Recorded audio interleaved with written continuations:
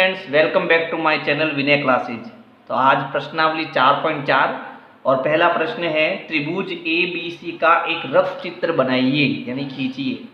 तो हमें सबसे पहले त्रिभुज का एक रफ चित्र बनाना है और इस त्रिभुज के अभ्यंतर में एक बिंदु P अंकित कीजिए। तो सबसे पहले हम क्या करते हैं, सबसे पहले हम त्रिभुज का एक रफ चित्र बना लेते हैं। अच्छा, त्रिभुज कैसे बनता है, उसके लिए आपको 3 रेखाखंड चाहिए और एक बंद आकृति चाहिए। तो सबसे पहले मैं उत्तर ए लिख रहा हूँ, उत्तर 1।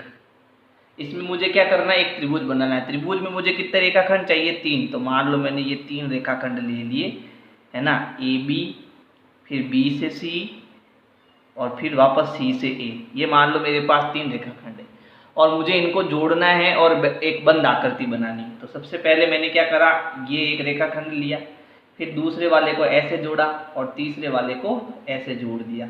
तो इसमें मैंने ये 3 बिंदुओं को क्या क्या नाम दिया, ये एक तो था ए बी, तो ये हो गया ए बी, फिर था बी सी, तो फिर बी से सी, फिर सी ए, ये ए है, सी ए, तो ये सी से ए।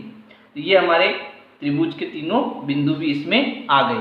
तो ये हमने क्या करा, एक रफ त्रिभुज ए बी सी बनाया।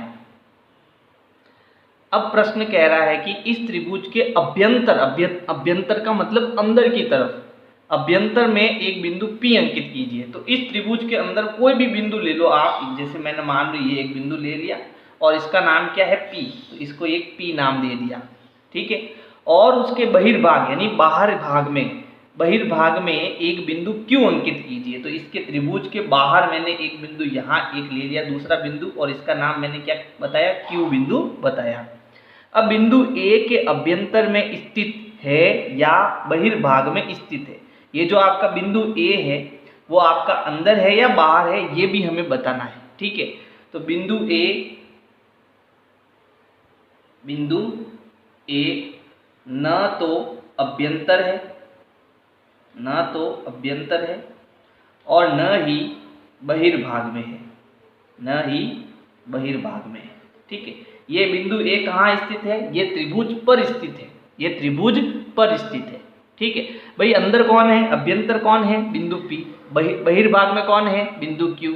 तो ये हमारा उत्तर हो गया।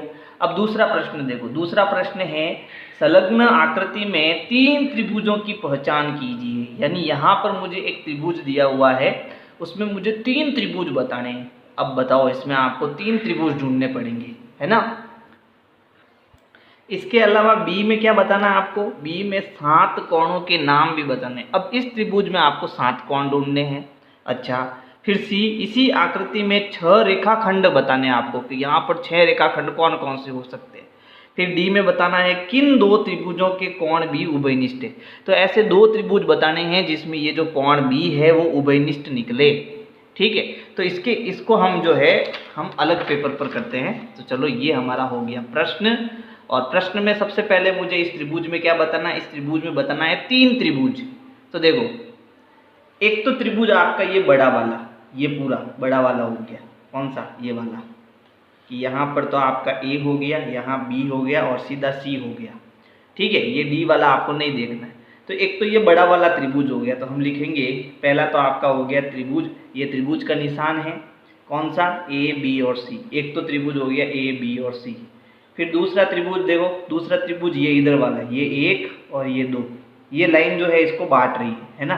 तो एक त्रिभुज कौन सा हो गया, त्रिभुज ABD, त्रिभुज ABD, और दूसरा त्रिभुज ADC, ADC, है ना। 2 त्रिभुज है ना, एक तो ये वाला हो गया ABD, एक हो गया इधर वाला AD और C, है ना। अच्छा, तो 3 त्रिभुज हो गए। अब 7 कोण बताने हैं। तो 7 कोण में देखो, एक तो हो गया आपका ये कोण नंबर 1, मैं नंबर लगा देता हूँ, आप भी अपने जो है चित्र में नंबर लगा देना। ये हो गया 1, ये कोण 2, ये कोण 3, ये वाला, फिर ये वाला कोण 4, ये कोण 5, ये कोण आपका हो गया 6, और ये बड़ा वाला, ठीक है, ये पूरा बड़ा वाला, ये पूरा कोण हो गया आपका 7। बात समझ में आई, वापस समझो इसको। देखो, ये कोण हो गया 1, ठीक है, ये हो गया आपका, ये हो गया कोण, सॉरी, ये कोण 1, ये कोण 2 हमने लिया, फिर ये कोण 3 हो गया, है ना, ये 4 हो गया, ये 5 हो गया, ये 6 हो गया, फिर ये बड़ा वाला भी तो है ना, तो ये बड़ा वाला मैंने कितना ले लिया 7 नंबर। तो यहाँ आप सीधा ये लिख सकते हो कोण 1, कोण 2, कोण 3, कोण 4, कोण 5, कोण 6 और कोण 7। लेकिन आपको ये ऐसे नंबर लगाने पड़ेंगे, चित्र बनाना पड़ेगा ध्यान से, है ना। चलो अगला प्रश्न है 6 रेखाखंड आपको बताने हैं। तो रेखाखंड 6 बताने हैं भैया आपको, ठीक है। तो देखो हम 6 रेखाखंड ढूंढते हैं, ये A B C और यहाँ पर क्या आ गया D, ठीक है। तो देखो एक तो ये हो गया, 1 2 3 4 5, 5 रेखाखंड हो गए।